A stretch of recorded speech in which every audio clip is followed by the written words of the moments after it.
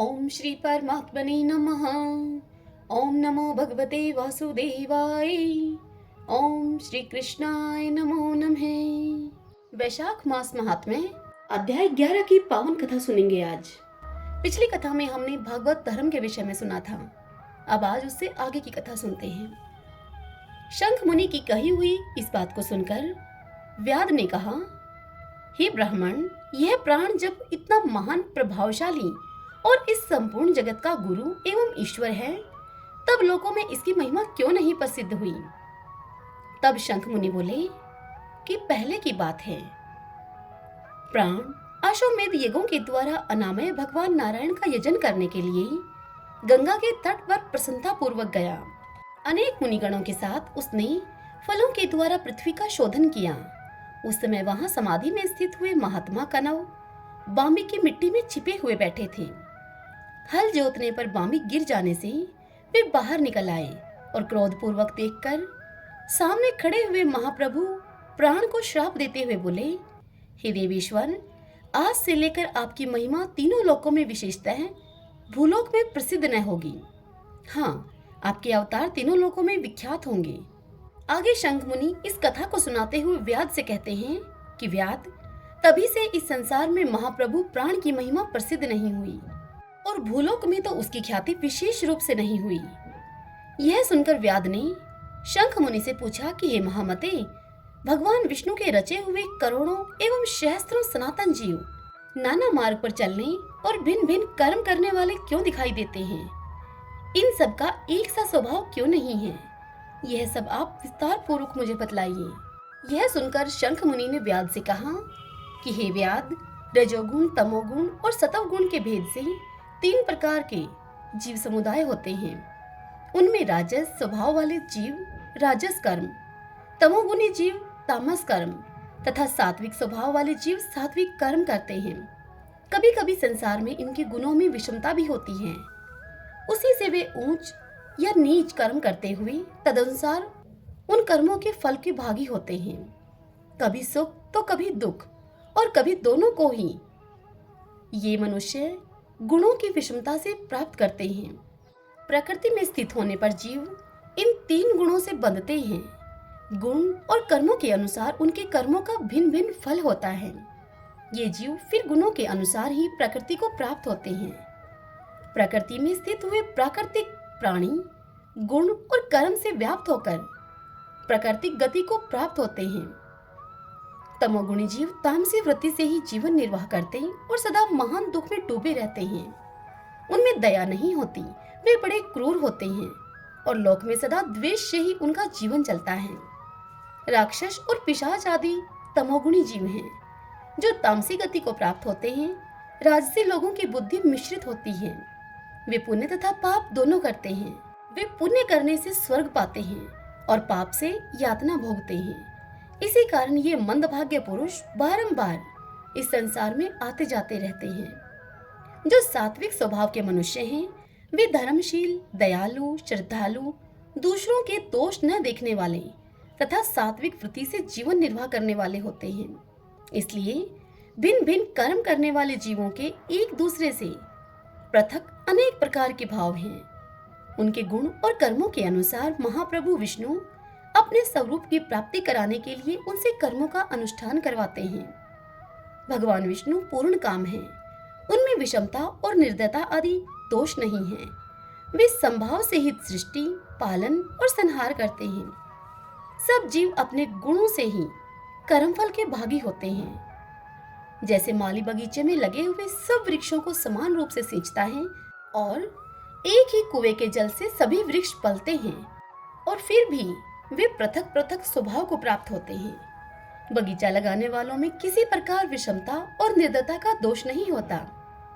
देवादिदेव भगवान विष्णु का एक निमेष ब्रह्मा जी के एक कल्प के समान माना गया है। ब्रह्मा कल्प के अंत में देवादिदेव शिरोमणि भगवान विष्णु का उन्मेष होता है, अर्थात वे आंख खोलकर देखते हैं। जब तक निमेष रहता है तब तक प्रलय है। निमेष के अंत में भगवान अपने उदर में स्थित संपूर्ण लोकों की सृष्टि करने की इच्छा करते हैं। सृष्टि की इच्छा होने पर भगवान अपने उदर में स्थित हुए अनेक प्रकार के जीव समूह को देखते हैं उनकी कुक्षी में रहते हुए भी संपूर्ण जीव उनके ध्यान में स्थित होते हैं, अर्थात कौन जीव कहाँ किस रूप में है, इसकी स्मृति भगवान को सदा बनी रहती है। भगवान विष्णु चतुर्व्यूह स्वरूप है। वे उन्मेष काल के प्रथम भाग में ही चतुर्व्यूह रूप में प्रकट होकर व्यूहगामी वासुदेव स्वरूप से महात्माओं में से किसी को सायुज्य साधक तत्व ज्ञान, किसी को सारूप्य, किसी को सामीप्य और किसी को शालोक्य प्रदान करते हैं। फिर अनिरुद्ध मूर्ति के वश में स्थित हुए संपूर्ण लोगों को वे देखते हैं और देखकर उन्हें प्रद्युम्न मूर्ति के वश में देते हैं और सृष्टि करने का संकल्प करते हैं। भगवान श्री हरि ने पूर्ण गुण वाले वासुदेव आदि 4 व्यूहों के द्वारा कर्मशः माया, जया, कृति और शांति को स्वयं स्वीकार किया है। उनसे संयुक्त चतुर्व्यूहात्मक महाविष्णु ने पूर्ण काम होकर भी भिन्न भिन्न कर्म और वासना वाले लोगों की सृष्टि की है। उन्मेष काल का अंत होने पर भगवान विष्णु पुनः योग माया का आश्रय लेकर व्यूहगामी संकर्षण स्वरूप से इस चराचर जगत का संहार करते हैं। इस प्रकार महात्मा विष्णु का यह सब चिंतन करने योग्य कार्य बतलाया गया, जो ब्रह्मा आदि योग से संपन्न पुरुषों के लिए भी अचिंत्य एवं दुर्विभाव्य है। यह सुनकर व्याध ने पूछा कि हे शंखमुने, भागवत धर्म कौन कौन से हैं और किनके द्वारा भगवान विष्णु प्रसन्न होते हैं? तब शंख ने कहा कि जिससे अंतःकरण की शुद्धि होती है, जो साधु पुरुषों का उपकार करने वाला है और जिसकी किसी ने भी निंदा नहीं की है, उसे तुम सात्विक धर्म समझो। वेदों और स्मृतियों में बताए हुए धर्म का यदि निष्काम भाव से पालन किया जाए तथा वह लोक से विरुद्ध न हो, तो उसे भी सात्विक धर्म जानना चाहिए। धर्म और आश्रम विभाग के अनुसार जो 4 प्रकार के धर्म हैं, वे सभी नित्य, नैमित्तिक और काम्य, इन तीनों भेद से 3 प्रकार के माने गए हैं। वे सभी अपने अपने वर्ण और आश्रम के धर्म जब भगवान विष्णु को समर्पित कर दिए जाते हैं, तब उन्हें सात्विक धर्म जानना चाहिए। वे सात्विक धर्म ही मंगलमय भागवत धर्म है। अन्यान्य देवताओं की प्रीति के लिए सकाम भाव से किए जाने वाले धर्म राजस माने गए हैं। यक्ष, राक्षस, पिशाच आदि के उद्देश्य से किए जाने वाले लोकनिष्ठुर, हिंसात्मक, निंदित कर्मों को तामस धर्म कहा गया है। जो सतव गुण में स्थित होकर भगवान विष्णु को प्रसन्न करने वाले शुभकारक सात्विक धर्मों का सदा निष्काम भाव से अनुष्ठान करते हैं, वे भागवत अर्थात विष्णु भगत माने गए हैं। जिनका चित्त सदा भगवान विष्णु में लगा रहता है, जिनकी जीवा पर भगवान का नाम है और जिनके हृदय में भगवान के चरण विराजमान हैं, वे भागवत कहे गए हैं। जो सदाचार प्रायण, सबका उपकार करने वाले और सदा ममता से रहित हैं, वे भागवत माने गए हैं। जिनका शास्त्र में, गुरु में और सत्कर्मों में विश्वास है तथा जो सदा भगवान विष्णु के भजन में लगे रहते हैं, उन्हें भागवत कहा गया है। उन भगवत भगत महात्माओं को जो धर्म नित्य मान्य हैं, वे भगवान विष्णु को प्रिय हैं तथा वेदों और स्मृतियों में जिनका प्रतिपादन किया गया है, वे ही सनातन धर्म माने गए हैं। जिनका चित्त विषयों में आसक्त है, उनका सब देशों में घूमना, सब कर्मों को देखना और सब धर्मों को सुनना कुछ भी लाभकारी नहीं है। साधु पुरुषों का मन साधु महात्माओं के दर्शन से पिघल जाता है। निष्काम पुरुषों के द्वारा श्रद्धा पूर्वक जिसका सेवन किया जाता है तथा जो भगवान विष्णु को सदा ही प्रिय है, वह भागवत धर्म माना गया है। भगवान विष्णु ने क्षीर सागर में सबके हित की कामना से भगवती लक्ष्मी जी को दही से निकाले हुए मक्खन की भांति सब शास्त्रों के सारभूत वैशाख धर्म का उपदेश किया है। जो दम रहित होकर वैशाख मास के व्रत का अनुष्ठान करता है, वह सब पापों से रहित होकर सूर्यमंडल को भेद कर भगवान विष्णु के योगी दुर्लभ परम धाम में जाता है। इस प्रकार द्विजश्रेष्ठ शंख के द्वारा भगवान विष्णु के प्रिय वैशाख मास के धर्मों का वर्णन होते समय वह 5 शाखाओं वाला वट का वृक्ष तुरंत ही भूमि पर गिर पड़ा। उसके खोखले में एक विकराल अजगर रहता था।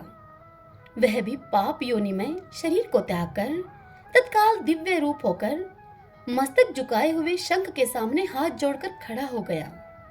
हरि ओम तत्सत। ओम नमो भगवते वासुदेवाय।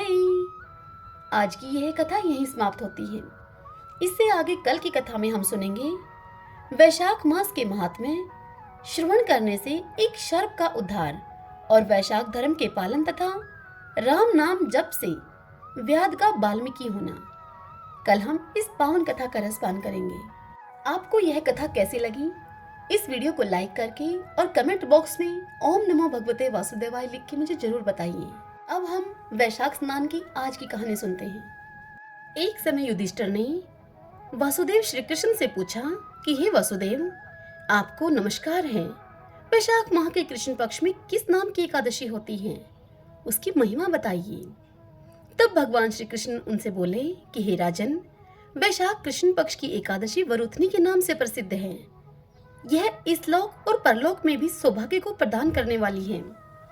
वरुथनी के व्रत से ही सदा सौख्य का लाभ और पाप की हानि होती है। यह समस्त लोगों को भोग और मोक्ष प्रदान करने वाली है। वरुथनी के ही व्रत से मानधाता तथा धुंधुमार आदि अनेक राजा स्वर्गलोक को प्राप्त हुए हैं। वरुथनी एकादशी बड़ी ही पावन है। प्राचीन काल में नर्मदा नदी के तट पर मानधाता नाम का एक राजा राज्य करता था। वह राजा बहुत ही धार्मिक विचारों के साथ दानी भी था। वह राजा हमेशा भगवान का ध्यान करते हुए पूजा में लीन रहता था। एक बार राजा मानधाता जंगल में तपस्या कर रहे थे तो वहां पर एक भालू आया और वह भालू राजा के पैर को खाने लगा। अब थोड़ी देर के बाद वह भालू राजा को घसीटकर घने जंगल में लेकर गया।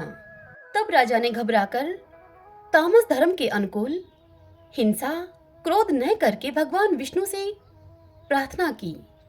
भक्तवत्सल भगवान वहां प्रकट हुए तथा भालू को चक्र से उन्होंने मार डाला। राजा का पैर भालू खा चुका था। इससे राजा बहुत ही शोकाकुल हुए। व्याकुल होकर राजा ने भगवान विष्णु से पूछा, हे प्रभु, मेरे शारीरिक और मानसिक कष्ट से मुझे कब छुटकारा मिलेगा? तब भगवान विष्णु ने उससे कहा कि हे राजन, यह तुम्हारे पूर्व जन्म का अपराध था। अब तुम मथुरा में जाकर श्रद्धा पूर्वक वरुथनी एकादशी का व्रत रखो और मेरे वराह अवतार की पूजा करो। इस व्रत के प्रभाव से एक बार फिर तुम पहले की तरह हो जाओगे। तब राजा ने भगवान को प्रणाम किया और मथुरा चले गए और वहां जाकर राजा मानधाता ने भगवान की श्रद्धा पूर्वक आराधना की। इस व्रत के प्रभाव से उन्हें अपना पैर वापस मिल गया और उन्हें हर तरह के दुखों से छुटकारा मिल गया। अनंतो गत्वा वे स्वर्गलोक को प्राप्त हुए। हे धर्मराज, जो 10,000 वर्षों तक तपस्या करता है उसके समान ही फल वरुथनी के व्रत से भी मनुष्य प्राप्त कर लेता है। हे नृपश्रेष्ठ, घोड़े के दान से हाथी का दान श्रेष्ठ है। भूमिदान उससे भी बड़ा है। भूमिदान से भी अधिक महत्व तिल के दान का है। तिल दान से बढ़कर स्वर्ण का दान और स्वर्ण दान से बढ़कर अन्न दान है, क्योंकि देवता, पितृ तथा मनुष्यों को अन्न से ही तृप्ति होती है। विद्वान पुरुषों ने कन्यादान को भी अन्नदान के ही समान बताया है। कन्यादान के तुल्य ही धेनु का दान है। यह साक्षात भगवान का कथन है। अब तक बताए हुए सब दानों से सबसे बड़ा विद्या का दान है। मनुष्य वरुथनी एकादशी का व्रत करके विद्या दान का भी फल प्राप्त कर लेता है। जो लोग पाप से मोहित होकर कन्या के धन से जीविका चलाते हैं, वे पुण्य का क्षय होने पर यातना में नरक में जाते हैं। अतः सर्वथा प्रयत्न करके कन्या के धन से बचना चाहिए। उसे अपने काम में नहीं लाना चाहिए। जो मनुष्य अपनी शक्ति के अनुसार आभूषणों से विभूषित करके पवित्र भाव से कन्या का दान करता है, उसके पुण्य की संख्या बताने में चित्रगुप्त जी भी असमर्थ हैं। वरुथनी एकादशी करके भी मनुष्य उसी के समान फल प्राप्त करता है।